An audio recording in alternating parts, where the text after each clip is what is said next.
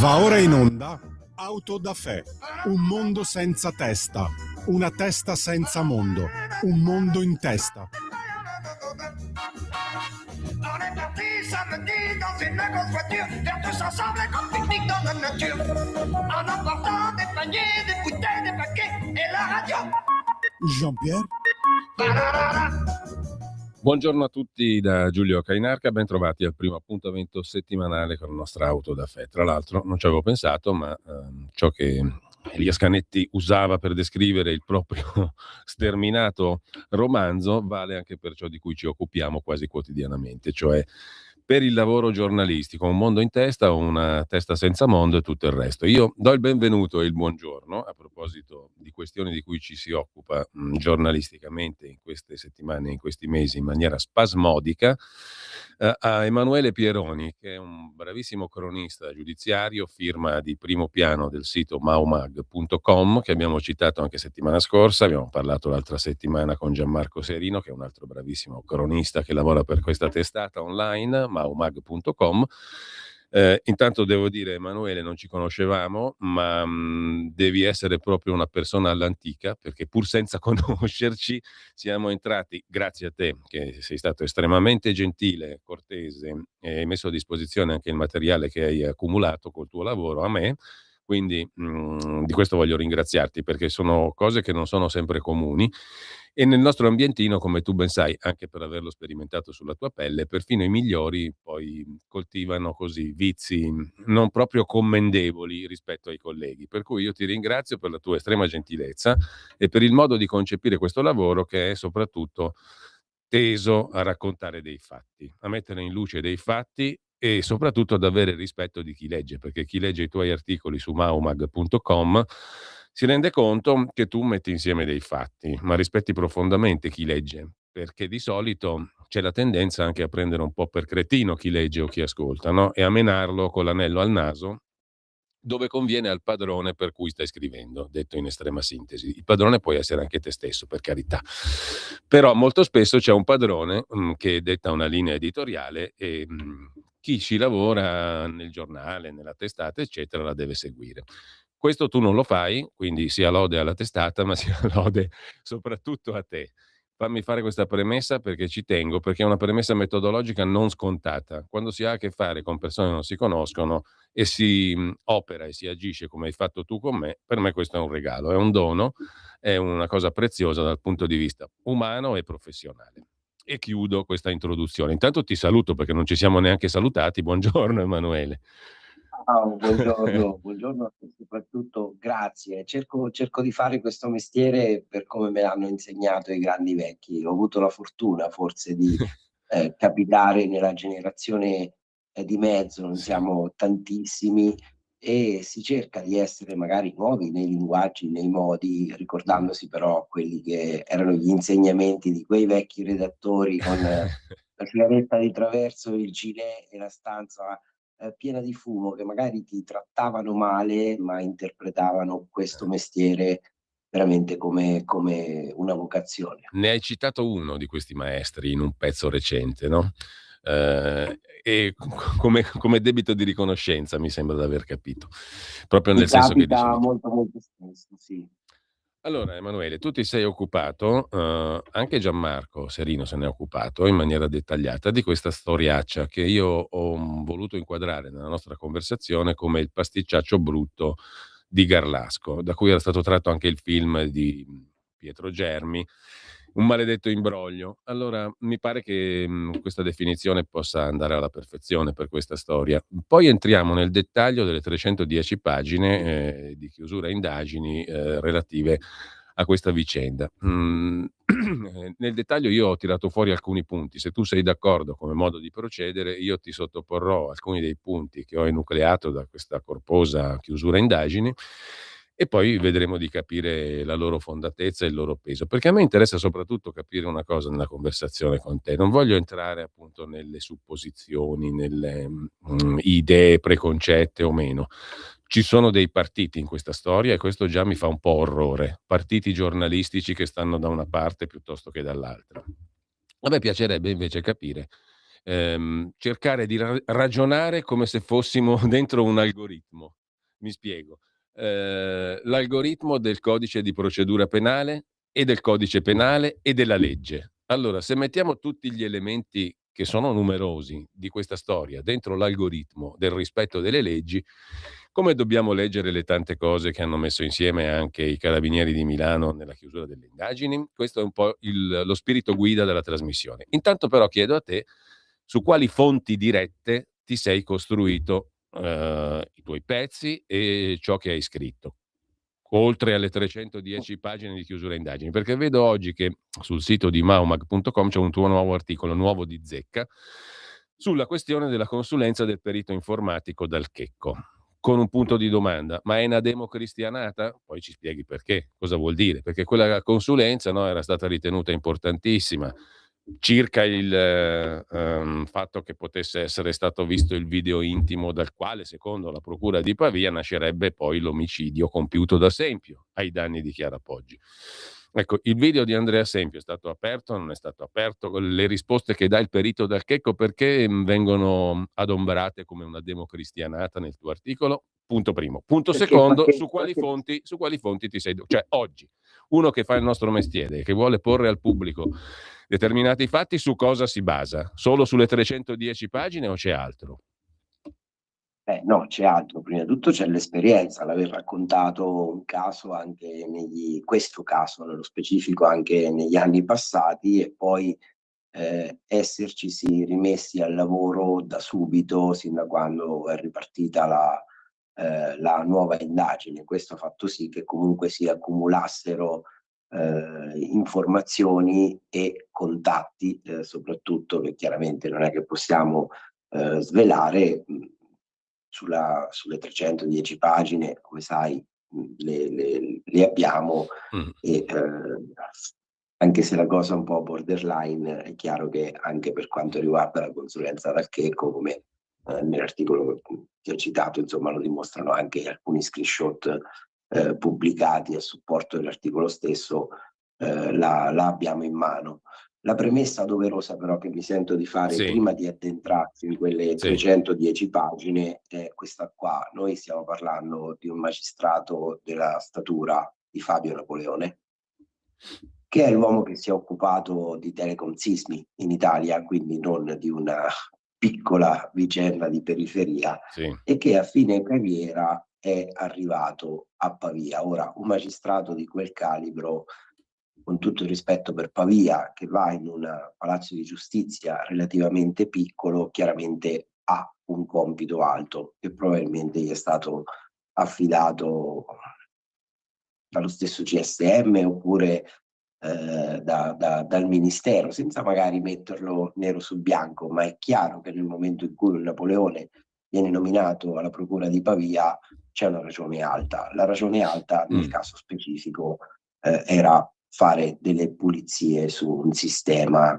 di cui si aveva notizia, su cui si avevano sospetti e che probabilmente si stava incancrenendo in maniera particolare. Nel fare questo tipo di lavoro, questo è una mia ricostruzione, chiaramente una mia supposizione se vogliamo, si è imbattuto nell'omicidio Poggi, ha notato qualcosa che non tornava e da lì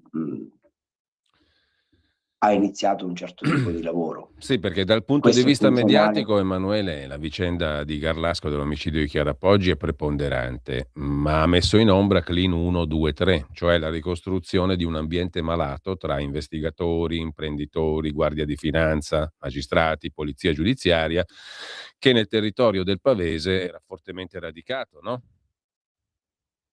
Sì, è quello che non si può appunto lasciare un po' in disparte, anche se chiaramente la parte mediatica che interessa così tanto alla gente è chi ha ucciso Chiara Poggi, e che tutto deve essere inserito in qualcosa di molto più grande e che ha lo scopo di fare luce su una serie di situazioni.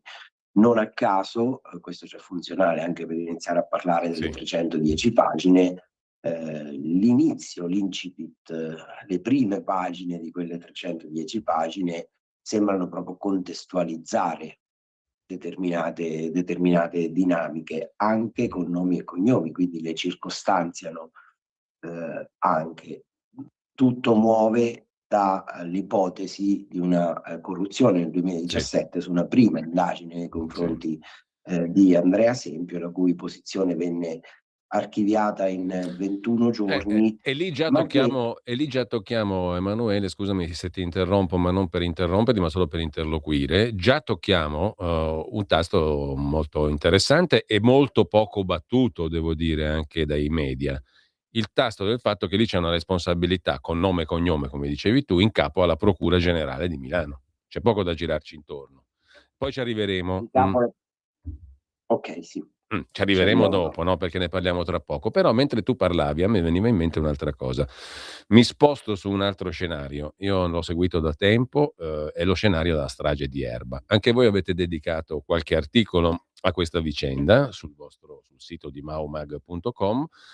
E mi viene da dire che se la stessa acribia, la stessa tenacia, la stessa volontà di fare chiarezza fosse stata applicata anche sul contesto di Erba, avremmo avuto una riproposizione, mutatis mutandis, di quello che sta accadendo a Pavia. Perché anche là ci sono storie che vanno portate alla luce e un contesto che va ben oltre i due condannati per la strage di Erba. Sei d'accordo?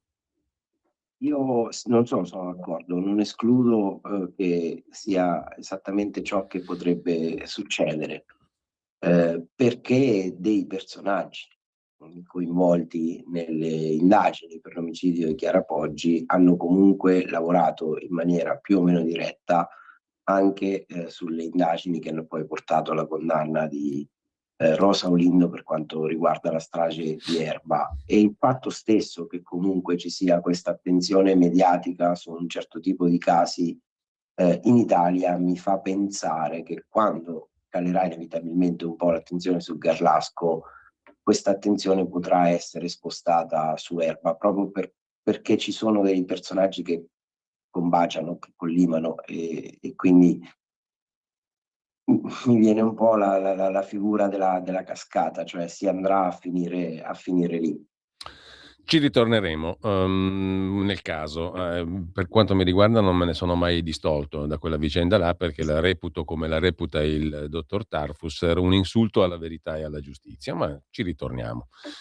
Intanto però fammi capire come mai questa consulenza dal Checco, consulenza informatica, poi entriamo nelle 310 pagine. Può anche darsi che non dica un granché, come tu argomenti nel tuo articolo.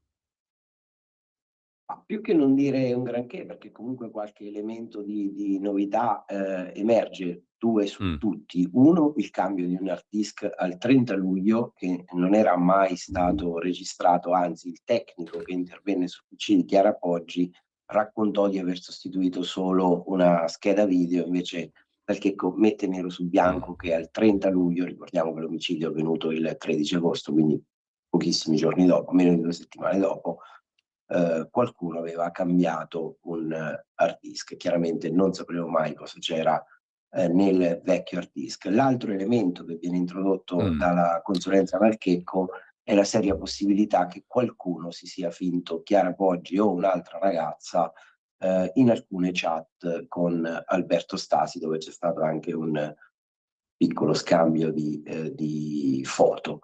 Per il resto, su quelli che erano i quesiti della procura, oltre a dire che alcuni degli stessi quesiti della sono procura un po' oscuri, non sono proprio chiarissimi. In uno in particolare si dà per scontata la cancellazione di un file, ma di questa cancellazione dei file non si ha traccia nei documenti precedenti. Le risposte di Dal Checco sono un po', sì, come le abbiamo definite, summo democristiani. Faccio un esempio: si chiede a Dal Checco se il 10 di agosto qualcuno avesse aperto il famoso filmato di Andrea Sempio, quello che ha girato in tutte le TV, di lui ragazzino che in una scuola partecipava a dei giochi con altri coetanei, e Dal Checco risponde categorico no, ma poi scorrendo la consulenza ci si accorge che quel video invece è stato aperto il 7 agosto. Quindi la risposta alla domanda della procura è giusta, però ci sarebbe stato bene un virgola ma, che invece in quella risposta non c'è. Ecco, Idem per quanto riguarda l'apertura la sera del 12 agosto della famosa cartella militare, nuova sì, cartella, dentro cui c'erano le foto definite un po' così di Alberto Stasi, e che per anni sono state un po' raccontate come il presunto movente, cioè sì. Chiara aveva scoperto queste foto scatenando l'ira di Alberto, dal che conferma che quella cartella è stata aperta, non riesce a definire per quanto tempo è stata aperta, se qualcuno ci ha cliccato sopra o se la visualizzazione in particolare di un'immagine è data dal passaggio del mouse sopra la cartella, e non riesce nemmeno a definire, se non che tutto questo è accaduto dopo le 22, se l'apertura sia Mm. stata ad opera di Chiara o di Alberto. Beh, e questo poi non sposta niente rispetto a Sempio, comunque, diciamo, mettiamolo pure tra parentesi questo aspetto. Però volevo chiederti velocissimamente, e poi passiamo a un'altra cosa che è di questi giorni, e poi entriamo nel merito delle chiusure indagini. I due elementi nuovi, tra virgolette, della consulenza dal Checco che tu riassumi nel tuo ultimissimo articolo su Maumag, quelli che hai citato prima, cambiano qualcosa? Dicono qualcosa? La sostituzione dell'hard disk e chi si fingeva magari Chiara chattando con Alberto? Secondo me aggiungono qualcosa, tanto stiamo parlando di un intero impianto che è inevitabilmente totalmente indiziario, Mm. quindi apre a scenari interpretativi che poi possono sicuramente, se posso fare un giudizio personale, sicuramente bastare per sostenere una richiesta di rinvio a giudizio e forse anche un rinvio a giudizio. Poi a dibattimento le cose cambiano, è chiaro che per quanto riguarda, ad esempio, tutto ciò che è informatica, secondo me inevitabilmente si andrà a perizia. Sì. E nella perizia saranno inseriti anche quegli elementi che non sono stati affidati a Dal Checco per la consulenza, ma di cui si è occupata la sesta sezione dei Carabinieri di Moscova di Milano, come ad esempio quei pochi supporti informatici che sono stati sequestrati a Andrea Sempio, che lo ricordiamo nel 2016, dopo aver saputo verosimilmente per vie traverse di essere indagato, si liberò del suo computer e cancellò tante delle sue tracce in rete, soprattutto sui social. Altra cosa, altra notizia di questi giorni, il colonnello Cassese è indagato per false dichiarazioni al pubblico ministero e gli hanno anche chiesto, i magistrati che lo hanno interrogato, se lui soffriva di qualche deficit di memoria o qualcosa del genere, perché si ricordava poco e male circa quella giornata cruciale dove interrogò Sempio e i suoi amici, molto spesso con verbali che danno idea di sovrapposizioni temporali impossibili, cioè vengono interrogati tutti dalle stesse persone nelle stesse ore e non c'è traccia dell'interruzione di quando Sempio si sente male e via dicendo. Questa è una novità importante dal tuo punto di vista. E poi l'altra cosa, l'appunto trovato dai carabinieri che seguono Sempio che va a buttare la spazzatura non nel posto usuale, ma vicino al suo posto di lavoro, ci trovano dentro un bigliettino. L'avvocato di Sempio dice che quel bigliettino lì era una traccia per una rappresentazione teatrale con Gianluigi Nuzzi. E Nuzzi conferma. Sì, Nuzzi conferma e quindi non abbiamo ragione al momento di sostenere il contrario, però visto che il nostro è il mestiere di raccontare e far notare, non si può non far notare che Andrea Sempio quel giorno stesso viene a sapere di aver ricevuto una richiesta dal tribunale, capisce quindi di essere indagato, la sua auto è già attenzionata, quindi c'è una cimice all'interno e lui dice immediatamente ma che cosa vogliono ancora, quindi capisce subito per quale motivo è stato chiamato in tribunale.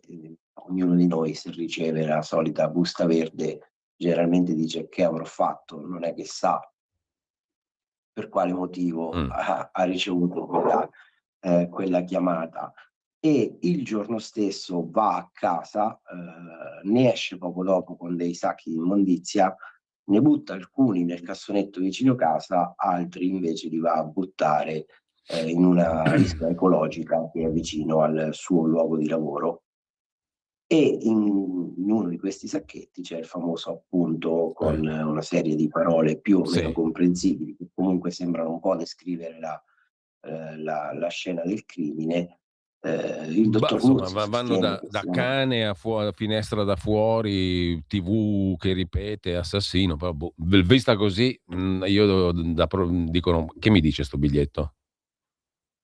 Suonano un po', per chi conosce la vicenda, di immagini fissate che potrebbero essere comparse. Però Nuzzi dice stavamo mettendo su uno spettacolo.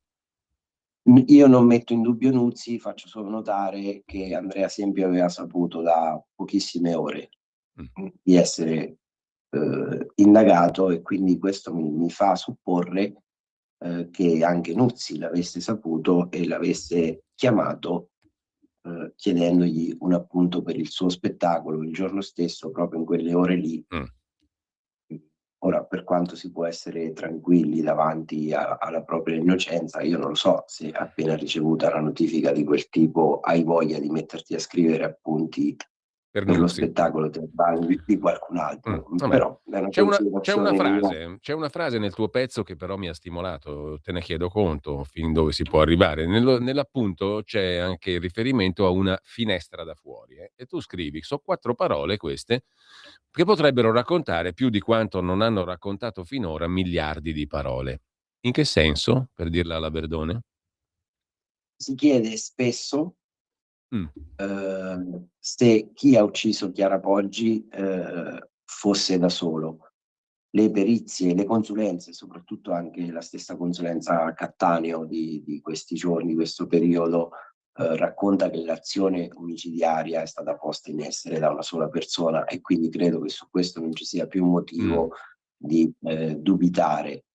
Ma chi ci dice che qualcuno non abbia visto? O che l'assassino stesso, sia se si è trattato di Andrea Sempio o no, sia riuscito a capire se, quando Chiara sarebbe andata ad aprire la porta ai gatti, tenendo d'occhio la casa dalla porta finestra. Secondo me quell'elemento è abbastanza importante, anche perché nello stesso bigliettino si fa riferimento a un viso specchiato in televisione, e sappiamo che Chiara quella mattina comunque aveva acceso la televisione. Qui siamo nel campo però degli indizi puri, per così dire. Ma guarda, detto con grande cinismo e assoluta onestà, tutte le 310 pagine sono nel campo degli indizi, perché tutto è fortemente spiegabile. Quello che è importante dire è che anche la condanna di Alberto Stasi era indiziaria, certamente. Si tiene in piedi su 7 indizi che tra l'altro si contraddicono tra di loro. Io non so che Alberto Stasi ha ucciso Chiara Poggi. Quello che so per certo, conoscendola bene riga per riga, è che quella sentenza di condanna fa acqua da tutte le parti. Di sicuro, Emanuele, se avessimo usato il famoso algoritmo di cui parlavo all'inizio, cioè quello che contiene tutte le regole del codice penale, della legge italiana, Alberto Stasi doveva essere lasciato libero, perché dopo 2 assoluzioni, altro che ragionevole dubbio. No? Non fosse altro che per quello. E per il fatto che gli 7 indizi non stanno in piedi. Ecco, sì, però mi preme molto sottolineare questo aspetto che tu hai appena sottolineato, cioè che queste 310 pagine di chiusura indagini sono tutte un indizio. Forse, con parziale eccezione, l'unico elemento che dà da pensare a una forma un po' più grave dell'indizio è il famoso aplotipo Y, ma anche su quello dovremmo aprire tutto un capitolo, perché credo che sarà oggetto di una discussione, se mai si arriverà a processo e se verrà rinviato a giudizio Sempio, di una discussione tra periti molto molto pesante, difficile e non lineare, perché io conosco bene Marzio Capra per tante passate esperienze, e devo dire che molto prima che si riaccendesse l'attenzione mediatica su questa storia, lui mi diceva: questo aplotipo Y trovato nelle unghie di Chiara è una cosa che non sta in piedi, che non ha alcun senso. che non è La stessa... confrontabile, paragonabile, quello che diceva De Stefano, insomma, il vecchio perito, in sintesi Beh, no, estrema. De Stefano però faceva un'aggiunta È pericolosa, molto diceva pericolosa, non si non esclude. si può escludere che sia di Alberto Stasi, e invece oggi sappiamo che questo si No, può... devo dire, Marzio Capra assolutamente dice lì non possiamo cavarne niente, né escludere né includere niente. Quella roba lì non sta in piedi. È Diciamo come, che è come il questa DNA di posizione, Bossetti, è una roba che non si vede in natura, che ci sia una questa, parte e che non ce ne sia un'altra. questa posizione la tiene un po' lui, è un po' in disaccordo con la comunità dei genetisti. Quello che dice chiaramente anche l'Albani, mettendolo nero su bianco, è che quelle tracce lì, quel materiale lì, È non confrontabile. non è, non dà certezze. Poi, andando a fare una forzatura empirica, si può confrontare ed emerge la compatibilità con la linea patrilineare di Andrea Sempio, tenendo però conto che comunque si va a pescare su Ecco, cosa un banale, database. banale Emanuele, se una ragazza si difende da un'aggressione terribile, mostruosa, perché è stata massacrata in maniera brutalissima, questa povera ragazza, della quale tutti ci dimentichiamo ormai quasi, detto per inciso ma mica troppo, se è stata aggredita in maniera così violenta, rimane solo una traccia infinitesimale, dubbia, critica, quasi inutilizzabile di DNA dell'aggressore? È una domanda scema forse, però... No, non è affatto una domanda scema, ma secondo me anni e anni di telefilm e di eroizzazione di alcuni personaggi in Italia ci hanno portato a pensare che la scienza potesse sorpassare definitivamente le indagini tradizionali. Non è così, anche le stesse impronte che lasciamo tutti noi ovunque, poi quando c'è bisogno di trovare le impronte spesso non si trovano perché sono parziali, sono rovinate, eccetera. Idem con il DNA. Io non mi va di scadere sul pulp, quello che posso dire è che nonostante le conoscessi già, ieri, l'altro ieri, ho rivisto alcune foto, proprio prendendo in esame la perizia Cattaneo. Chiara si è difesa, è evidente anche a chi come me fa un altro mestiere, che è quello del raccontare, ma magari un pochino di esperienza l'ha accumulata. Parliamo però di una difesa passiva, cioè probabilmente si è riparata. Se ha fatto in tempo a toccare o colpire, questo francamente mi viene a dire di no, anche perché lo dicono anche le consulenze e Sì. le perizie precedenti. Ecco, la perizia Cattaneo cosa dice? In sintesi. La sintesi è veramente difficile da fare lì. Chiaramente cerca di ricostruire prima di tutto l'azione. Sembra confermare un po' quelle che erano le ipotesi della PP Averis di Cagliari. Si prendono in esame le compatibilità con Andrea Sempio anche sulla base di una serie di misurazioni antropometriche che portano in qualche modo a una possibile identificazione. Le conclusioni, lo dico subito, non sono dirimenti, ma perché, ripeto, tutte queste consulenze sono state E allora affidate. scusami Emanuele, sempre non per interromperti ma per interloquire. Tutti abbiamo visto già in TV tra ieri e l'altro ieri l'avatar di Sempio, no? Secondo la perizia Cattaneo, l'avatar di Sempio è perfettamente compatibile con quello che la professoressa Cattaneo ha rilevato sulla scena del crimine, quindi è lui. Possiamo ragionare così? No, per ragionare così bisogna fare un processo, bisogna farlo sano, prima di tutto, e bisogna andare nel contraddittorio. Poi che indizi sono veramente tanti o che comunque sono di più di quelli che hanno portato alla condanna di Stasi, questo lo possiamo dire.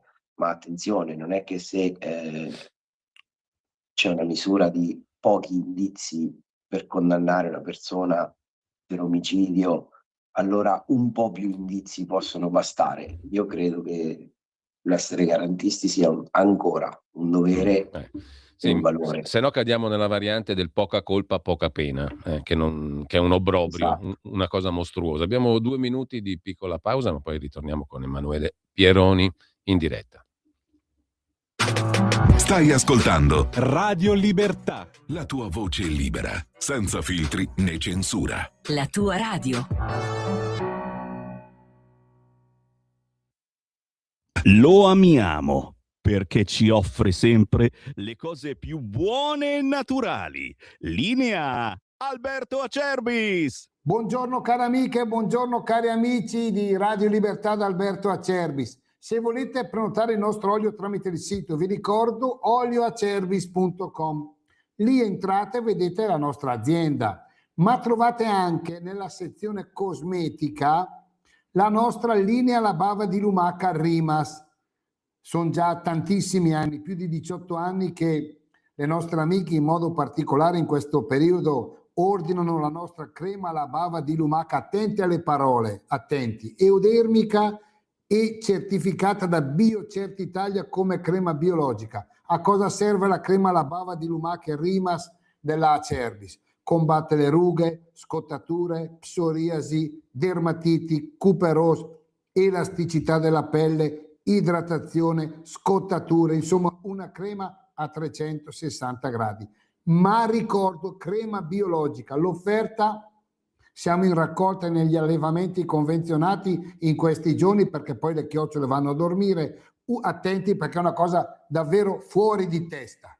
Una crema La Bava di Lumache biologiche Eudermica Rimas 35 euro, trasporto gratuito, ma 3 Rimas, 3 non hanno scadenza, siete a posto fino a settembre, 79 euro. Chiamate 030 68 40 408, produzione limitata, oppure olioacerbis.com, sezione cosmetica.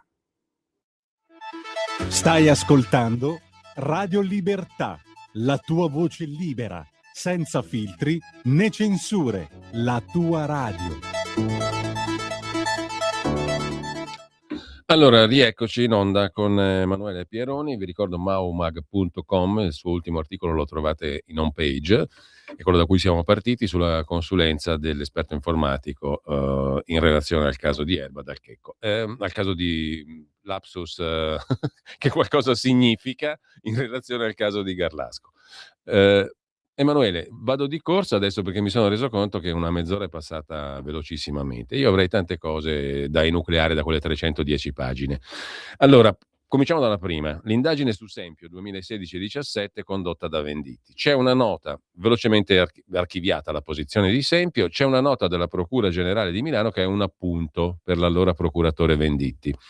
E l'appunto lo fa la procuratrice generale Laura Barbaini. La nota non è firmata ma è sua, dicono i carabinieri di Milano che fanno questa indagine, se non sbaglio partendo dal fatto che la Procura di Pavia chiama in causa il nucleo investigativo dei Carabinieri di Milano per indagare in modo urgente, è scritto maiuscola la parola urgente, partendo da un'istanza firmata dall'avvocato che difende Giada Bocellari, l'avvocato Panciroli, che riguarda l'archiviazione di un procedimento penale che aveva per oggetto il pedinamento, le molestie e il disturbo a danno dell'avvocata Giada Bocellari. Da questo procedimento penale per cui viene chiesta l'archiviazione e che invece non doveva essere archiviato secondo evidentemente l'avvocato che difende Giada Bocellari, insomma l'avvocata di Stasi era pedinata, molestata, disturbata da qualcuno e da qui la Procura di Pavia chiede l'aiuto dei Carabinieri di Milano per indagare in modo urgente. Da questo qui si riapre la rilettura dell'omicidio di Chiara Poggi, giusto? Si parte da lì. Ecco, e si verifica, punto primo, che la Procura Generale di Milano, in relazione all'omicidio di Chiara Poggi, la Procuratrice Generale Barbaini, che non firma, ma è stata lei, dicono i Carabinieri di Milano in questa indagine, accusa la Procuratrice pesantemente Stasi e la sua difesa, scagiona Sempio, attacca il maresciallo Marchetto perché avrebbe addirittura eliminato delle fonti di prova e nella nota, nell'appunto in mano a Venditti, la Procura Generale arriva a dire che lo scontrino famoso di Sempio che è andato a Vigevano è la prova che Sempio dice il vero. È una prova cristallina a favore di Sempio. La consulenza del professor Linarello, del dottor Linarello, di parte pro Stasi è una schifezza e tutto è fatto a fini mediatici. Un po' grave, diciamo, ciò che scrive la procuratrice generale Barbaini, o no? È un po' grave anche ciò che viene sostenuto oggi da una fazione, perché poi è molto triste da dire, ma in questa partita si sono create delle fazioni, perché in Italia non riusciamo a approcciare nulla se non come ultras, abbiamo ormai il taglio calcistico in ogni cosa. E quello che è certo è che nei prossimi giorni ci saranno tante notizie simili a quella che ha riguardato il colonnello Cassese, che tra l'altro ha negato di essere indagato. Ma per quanto ne so gli è stata notificata sul posto e al momento. E su Mo siamo anche un po' così, un po' scherzosi. Francamente mi ha anche fatto sorridere che un magistrato debba arrivare a chiedere durante l'interrogatorio: scusa, ma hai qualche deficit Di memoria. O a memoria, perché queste sono state le parole esatte. Credo che un magistrato che si lascia andare a una considerazione del genere evidentemente è a conoscenza di qualcosa che sta anche dietro quella domanda e a monte di quella domanda. Non ci dimentichiamo che le indagini hanno fatto sì che si scoprisse anche che i fogli fotografati da un carabiniere e fatti avere sulla prima del scrivania di tempo, Venditti, peraltro. esatto, e fatti avere prima del tempo anche, secondo l'accusa, a Andrea Sempio, non lascerebbero dubbi sul fatto che siano stati fotografati proprio in Procura Generale a Milano. E altra cosa, io la enucleo così, poi tu mi dici hai capito bene, hai capito male. I carabinieri di Milano scrivono che il professor De Stefano, che è quello che fece la famosa perizia per dire che non si poteva escludere che nelle unghie di Chiara ci fosse del DNA di Stasi, ma non vide quello di Sempio e non vide altro. I carabinieri scrivono che il professor De Stefano, nella perizia sul DNA sotto le unghie di Chiara, che è uno dei principali indizi contro Sempio oggi, ha affermato il falso, il professore, e questo è stato determinante per l'archiviazione dell'indagine su Sempio. Io l'ho capita così, è giusto? Sì, ma ripeto, secondo me qualche altra notifica a giorni arriverà. Poi possiamo discutere se ha affermato il falso in toto o se l'affermazione del falso possa essere ritenuta, perché sempre nel campo delle ipotesi e delle accuse siamo, possa essere ritenuta quell'appendice in cui aggiunge non si può escludere che sia di Alberto Stasi, Allora, altrimenti per il resto De Stefano non è che è arrivato a conclusioni così diverse dalla perizia Albani. Però io quello che ho capito è che fa semplicemente un passo in più. Sì, quello che ho capito io però è che i carabinieri di Milano in questa chiusura indagini dicono: il professor De Stefano ha detto cose sbagliate e questo è stato determinante per l'archiviazione velocissima dell'indagine su Sempio. Velocissima perché ma nel concludere ha detto cose sbagliate, potrebbe essere che ci si aggrappa a una cosa sbagliata. Sì. Poi il fatto di averne detta una magari fa cadere tutto il resto che magari del tutto Sì. sbagliato Non era, e anzi coincide con la perizia attuale Albani. Sì. Allora, l'archiviazione fu abbastanza veloce. Apertura indagini sul Sempio 23 dicembre 2016, 16 marzo 2017 la Procura di Pavia chiede l'archiviazione, una settimana dopo il GIP archivia, no? 23 marzo 2017. Ora i carabinieri di Milano hanno riascoltato tutte le intercettazioni che coprono quel periodo lì, di quei 3 mesi lì sostanzialmente. Nel 2017 tutte queste intercettazioni vengono liquidate con sintesi estrema, perché c'è nel provvedimento dei carabinieri un'interessantissima duplice tabella, no? Cioè una tabella di sinistra e una tabella di destra. La tabella di sinistra è come furono trattate le intercettazioni nel 16-17. La tabella di destra è come le abbiamo ascoltate noi e come le trattiamo noi. E lì oggettivamente c'è un abisso, no, Emanuele? Perché le intercettazioni che furono velocemente liquidate per archiviare Sempio nel 2016-17, rilette dicono tante altre cose. Di sicuro emergono, scrivono oggi i carabinieri, Gli anomali contatti tra Sempio e la procura e la polizia giudiziaria. Sempio che chiama l'avvocato Soldani e gli passa il luogotenente Spoto. Sempio e Spoto che stanno insieme per 1 ora e 10 minuti prima della notifica dell'invito a interrogatorio di Sempio. Già sapeva il capo di imputazione che non avrebbe dovuto sapere. Il suo avvocato è serenissimo e quasi scherzoso. Dal 17 gennaio del 2017 Sempio e gli avvocati già sanno delle accuse contro Sempio, illecitamente erano entrati in possesso dell'esposto firmato dagli avvocati difensori di Stasi, Bocellari e Giarda, delle consulenze degli esperti genetici Fabri e Linarello e delle risultanze dell'agenzia di indagine di Stasi, della difesa di Stasi, la SKP. Insomma, tante altre cose, più le foto che tu dicevi prima, no? Fatte dall'altro maresciallo della squadretta di Venditti sul provvedimento. Insomma, di sicuro ci sono quelli che gli inquirenti chiamano anomali contatti tra Sempio e la polizia giudiziaria. Sono corposi questi indizi, diciamo così, di qualcosa che non funziona? Sono corposi, è notizia di queste ore che potrebbe esserci anche qualche audio che era finito non, non preso in considerazione.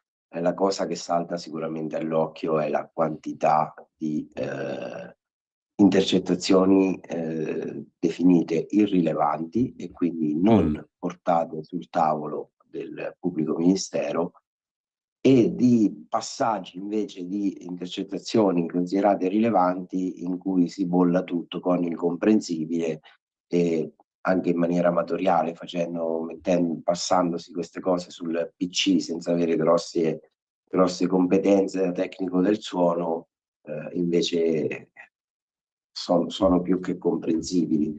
Ecco perché sta iniziando a emergere anche una terza ipotesi, ossia che Venditti non sia stato corrotto, ma sia stato indotto all'errore da corrotti. E è un'ipotesi che in qualche modo va valutata, proprio per la necessità di essere garantisti e di essere comunque aperti a tutti gli scenari, soprattutto in un caso dove si è ampiamente dimostrato quanto è pericoloso andare dritti in un'unica direzione. Ecco, certo fa impressione, tra le intercettazioni rivalutate dai Carabinieri di Milano, sentire che il papà di Sempio a un certo punto dice: l'avvocato Soldani, uno dei loro avvocati, diceva vabbè, noi prepariamo la bozza, ma mi sa che la archiviano prima che noi la buttiamo sul mercato, l'archiviazione è già stata fatta. Con quello che c'è nelle carte di Giarda, il difensore di Stasi, il pubblico ministero ci ha già detto che è una mezza minchiata e ce l'ha detto in faccia a me e agli altri 2 avvocati, e quella dovrebbe essere la stella polare. Dopodiché ancora il papà di Sempio dice: Lovati gli ha telefonato a Tizzoni, l'avvocato della famiglia Poggi, e gli ha detto che qui si parla di archiviazione. Insomma, è come dire, tutti sapevano già come andava a finire, che è irrituale, è anomalo oggettivamente. Sì, c'è da capire se tutti sapevano già sulla base di esperienze e competenze per le quali erano arrivati tutti alla medesima conclusione e poi si sono dati forza tra loro, o c'è da capire se invece qualcuno aveva offerto garanzie. Altra cosa che rilevano, essere ciò che sostiene la procura di Pavia. Appunto, altra cosa che rilevano i Carabinieri di Milano: in quelle indagini 16-17 a Sempio non viene fatta nessuna perquisizione locale, informatica o dei suoi device, mai prese le impronte digitali per confrontarle con quelle ritenute utili e mai attribuite, e mai acquisito un suo campione biologico. Questo è indice di un trattamento di favore? È indice di sicuramente di una sciatteria grande. Poi, se il trattamento è stato di favore, ripeto, c'è un'indagine, lo accerterà l'indagine.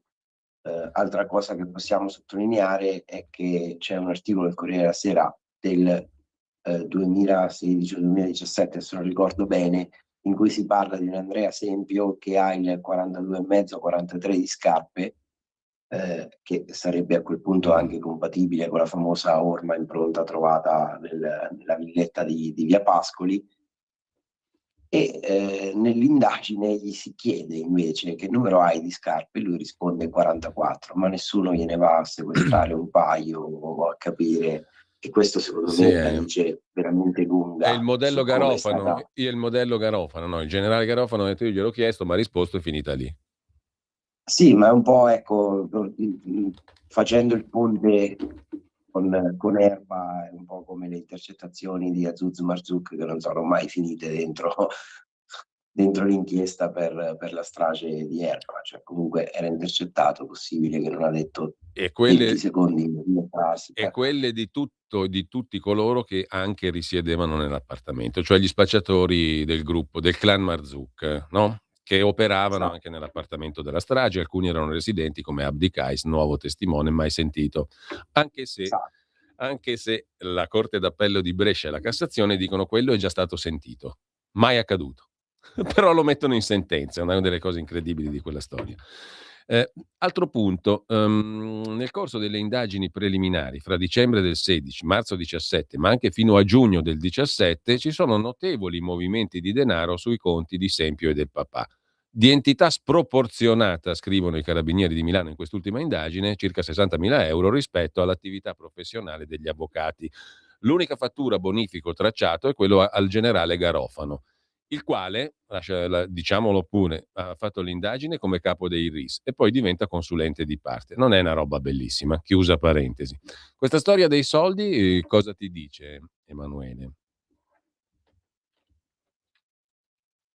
Allora, o c'è stata una corruzione o c'è stato un far credere a delle persone semplici che potesse esserci una corruzione e quindi una truffa. Mi ci vorrebbe tempo per spiegare, ma quello che voglio dire è che magari persone di esperienza si potrebbero essere rese conto che sulla base di quello che c'era si sarebbe andati a archiviazione e quindi possono aver avvicinato magari esempio approfittando della semplicità e dicendo loro guardate che qua adesso se ci date noi facciamo sì che si archivi e poi invece l'archiviazione è avvenuta da sola, magari. Questo però, ripeto, lo deve accertare l'indagine, di Sì. sicuro in questo della malafede c'è, perché quelle parcelle lì non stanno né in cielo né in terra Certo. per 21 Per un giorni di indagine. procedimento semplicissimo. Allora, altra cosa che annotano i carabinieri di Milano in questa chiusura indagini, l'avvocato Tizzoni, avvocato della famiglia Poggi, e il signor Giuseppe Poggi, papà di Chiara e Marco, dicono ad Andrea Sempio che nelle sue dichiarazioni televisive deve essere più duro con Stasi e dire che è un condannato per la giustizia italiana, non semplicemente dire non lo so, non lo conoscevo. Talché i carabinieri di Milano scrivono, nero su bianco, che c'è un'anomalia nell'intreccio tra l'indagato Sempio e la famiglia Poggi, citando anche l'avvocato Angela Taccia che parla con Marco Poggi circa la frequentazione di casa Poggi da parte di Sempio e tante altre cose. Comunque, anomalia nell'intreccio tra l'indagato Sempio e la famiglia Poggi. Questo apre un altro capitolo del motivo per cui se ne sono dette alcune anche in questi giorni mediaticamente. La famiglia Poggi è così in maniera tetragona contro la riapertura di qualsiasi indagine. Per loro il condannato è solo ed unicamente Stasi, al di là dei dubbi di cui parlavamo all'inizio. Ha un senso questa Io mi sono cosa? riproposto, Cosa emerge dalle carte, dalle 310 pagine su questo punto, secondo te? mi sono riproposto di non parlare mai della famiglia Poggi perché credo che chi ha vissuto la morte di una figlia in quella maniera in qualche modo possa essere giustificato davanti a qualunque tipo di atteggiamento. Anche perché in quelle situazioni si finisce per fidarsi e affidarsi. Se ci si fida e affida di qualcuno e a qualcuno che magari tende a strumentalizzare o a essere strumentale, allora poi si finisce magari per tenere posizioni che non sono facilmente comprensibili. Quello che sta emergendo in questi giorni è che di intercettazioni ce ne sono state anche altre fatte a casa Poggi e ci sono delle commissioni strane, dei passaggi anche strani, uno su tutti con il consulente parente, lo chiamo io Sì, Paolo Reale. Reale, consulente No, informatico infatti, guarda, lo della dico famiglia io, te lo cito Poggi. io perché lo traggo dal documento dei carabinieri. No, i carabinieri di Milano scrivono che il 4 maggio 2025 Giuseppe Poggi, papà di Chiara, dice all'ingegner Reale, che è consulente ma anche parente, che c'è una tresca fra l'avvocato Boccellari, le Iene, i carabinieri, la procura. perché qualcuno mi ha detto che la Bocellari è l'amante di qualche carabiniere lì o di qualche graduato e l'ingegner Reale annuisce, confermando al Poggi di esserne a conoscenza. E sottolinea ancora papà Poggi che l'avvocato Tizzoni e il carabiniere Pennini sono a conoscenza del nome e cognome dell'amante dell'avvocato Bocellari fra i carabinieri. E gli stessi carabinieri di Milano sottolineano sempre nella loro informativa che i Poggi sparano a zero sugli inquirenti e adombrano connessioni degli inquirenti con terze parti, più o meno losche. Cosa che viene rafforzata anche da un giornalista del TGCOM24 qualche giorno dopo. Un giornalista che vediamo tutti i giorni, non c'ho bisogno di fare il nome e il cognome, ma il nome e il cognome c'è nell'informativa dei carabinieri, il quale parla con papà Poggi, si accorda con lui su cosa e come dire. Siccome con Coppola, che è poi quello che firma le 310 pagine di chiusura indagini, e il carabiniere che firma queste 310 pagine, non ci ho mai parlato, dice questo giornalista, questo qui che sta facendo le indagini voglio fare un tentativo. Coppola è il comandante di questi imbecilli di carabinieri che stanno facendo l'indagine. E Poggi chiede al giornalista di TGCOM24, non è che è l'amante della Bocellari?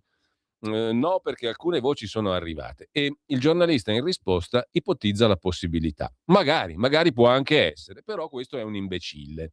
E questo è uno spaccato interessante sull'aspetto anche mediatico della storia, no? E sulla congiunzione tra le parti che dovrebbero rimanere cose separate. Io non credo che tu sia amico di qualcuno, dei Poggi o della Bocellari o di chi altri, se fai il tuo lavoro di giornalista. E mi pare invece che questo qui, come determinate trasmissioni citate come Quarto Grado, siano amiche di una delle parti. E questo, diciamo, secondo me fuorvia completamente da questo mestiere giornalistico. C'è poco da fare. Non sei più credibile. O sbaglio?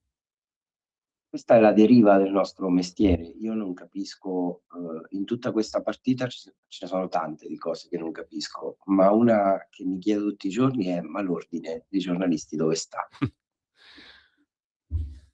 Perché io lo sento solo quando mi chiede le 150, 200, non mi ricordo quante sono all'anno, o quando mi ricorda che devo fare i corsi. Sì.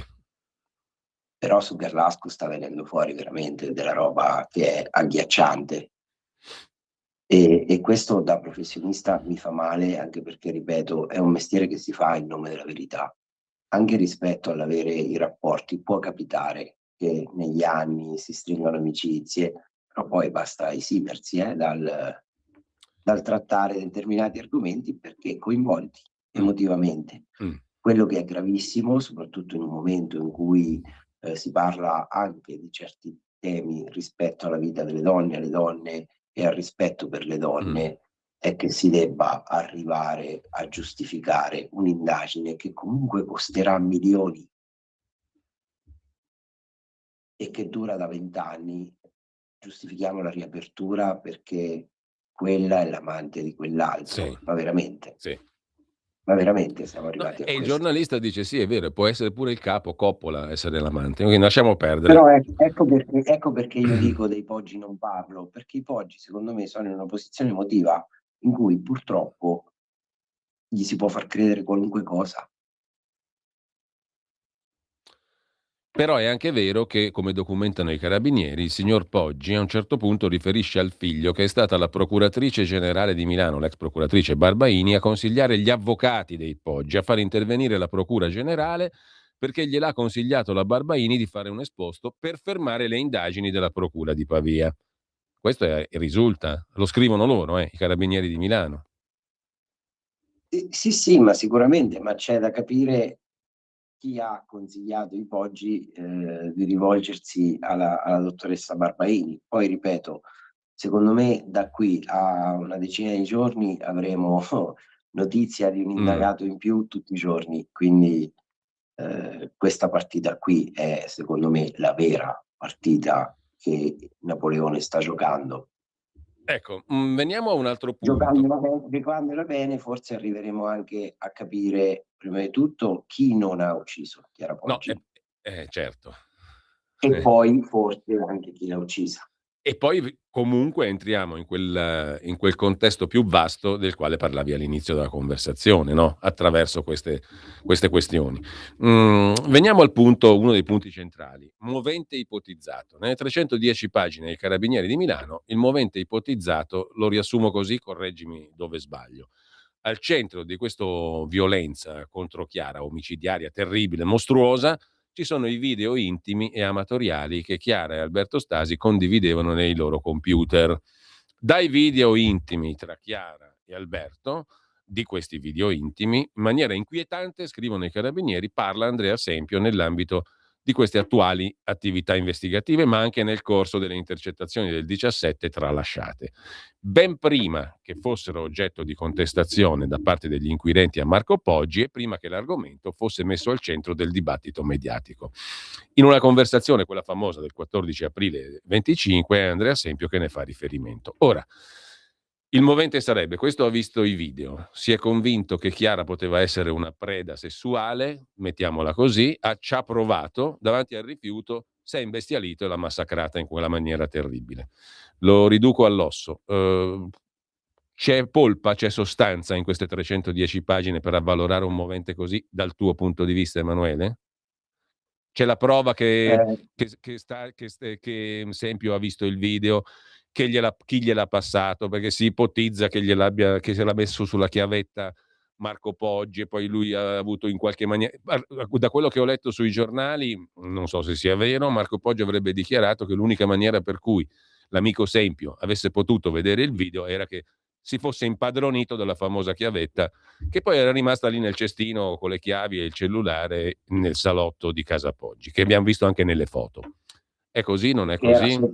Che era soprattutto nel Esatto, cestino, esatto. quindi anche sopra le chiavi con Sì. cui in teoria Chiara dovrebbe aver aperto la porta Sì. quella mattina. Sì. Quindi già questa è un'anomalia. Quella che tu hai descritto è una delle ipotesi, ce n'è anche un'altra che riguarda la possibilità di un ricatto, tant'è che in uno dei soliloqui ormai famosi di Andrea Sempio dice: io ce l'ho il video, lei mi risponde io con te non voglio parlare, quindi si ipotizza, anche se in maniera latente, anche la possibilità che Chiara sapesse che il suo assassino era in qualche modo in possesso dei video e fosse particolarmente arrabbiata per questo. Ma ripeto, siamo sempre nel campo delle ipotesi. La famosa pistola fumante nelle 310 pagine non c'è.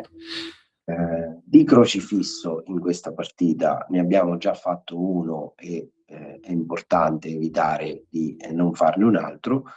Allo stesso modo però ricordo anche che la procura potrebbe nel giro di qualche giorno anche aggiungere delle appendici a quella informativa e comunque l'informativa che sta girando è bella farcita di missis. Sì.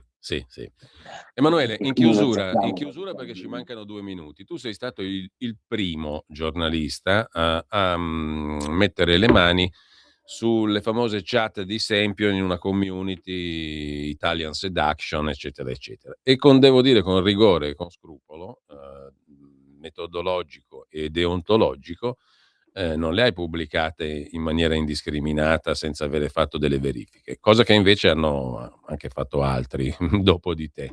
Però tu sei stato il primo ad avere in mano questo materiale, no? E poi lo hai pubblicato dopo tutte le doverose verifiche e premure su maumag.com. Questo, insieme a tutto il resto che compare nelle 310 pagine, ci restituisce senz'altro un'immagine di Andrea Sempio particolare, però io ho molti, dubbi che questa cosa qui possa essere un indizio valido in un'aula di tribunale, perché tante cose si possono scrivere anche cose oscene, orrende, si possono immaginare, si possono vedere siti strani, si possono fare tante cose teoriche, ma poi, questo cosa significa? Certo, ricostruisce un quadro psicologico, ma fino a un certo punto, perché noi credo che conosciamo perfino nella nostra vita privata soggetti che fanno forse peggio, a volte, talora, senza per questo essere assassini.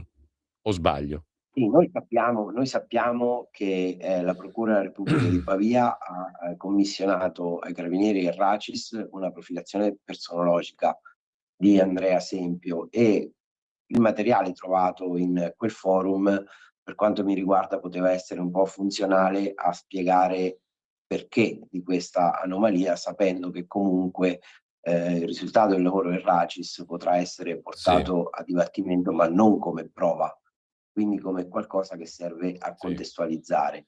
Però sicuro mediaticamente saranno- rende, mediaticamente purtroppo rende. E a me questa cosa mi fa un po' schifo, devo dire la verità. Mediaticamente rende questo, come sta rendendo anche molto altro, però secondo me rende mediaticamente anche quando a certe cose si danno spiegazioni che non stanno né in cielo né in terra. Non voglio fare giudizi, non voglio dire come altri dovrebbero fare il loro mestiere, ma se invece di giustificare si fosse detto, guardate, si era creato un avatar online, un personaggio assolutamente inesistente al quale faceva dire un mare di boiate, secondo me non se ne parlava così tanto di quei forum. Ultima cosa, proprio in chiusura, la ricostruzione che viene fatta in queste 310 pagine della scena del crimine, le tappe successive. Come la trovi tu? Come la valuti? È molto credibile. È anche molto credibile il fatto che l'azione sia iniziata in cucina, e poi non ci dimentichiamo che era stata esclusa la possibilità della cucina perché le tracce si interrompevano prima del lavabo. Abbiamo scoperto in questo tempo che davanti al lavabo c'era una sorta di tappeto, che quel tappeto qualcuno l'ha arrotolato, messo da parte e mai analizzato. Allora, io ringrazio Emanuele Pieroni. Ovviamente non siamo riusciti a analizzare tutti gli aspetti delle 310 pagine di ciò che vi ruota intorno, ma credo che abbiamo fatto una conversazione utile per capire anche magari dove andranno a parare le prossime tappe di questa storia e che quadro di insieme ci potranno fornire, perché a me risulta, e qui chiudo, molto interessante quella questione che ponevamo all'inizio, la ricostruzione non solo del fatto omicidiario, ma di tutto ciò che vi ruota intorno, perché quello si ha a che fare con l'amministrazione della giustizia, esattamente come nel caso di Erba, cioè può avere una valenza di interesse pubblico, collettivo e generale per tutti noi, ben al di là del singolo fatto omicidiario. Grazie a Emanuele Pieroni, maomag.com. Ciao. Avete ascoltato Auto da Fè. Jean-Pierre